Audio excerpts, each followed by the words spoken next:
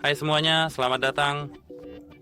Hari ini saya punya headphone JABRA Elite 7 Pro dan saya akan menunjukkan kepada kalian bagaimana cara yang sangat mudah dan cepat mengedit tampilan utama di aplikasi kalian dengan langkah-langkah sederhana dan intuitif.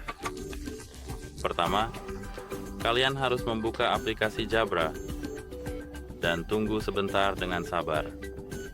Sekarang, kalian harus menggulir perlahan-lahan ke bawah dan kalian akan melihat opsi Edit Widget. Kalian harus mengklik itu dan di sini kalian bisa memodifikasi widget kalian sendiri dengan mencentang kotak-kotak ini atau menggantinya. Jika sudah selesai, kalian tinggal mengklik selesai. Nah, itu saja. Semoga ini membantu kalian. Selamat tinggal.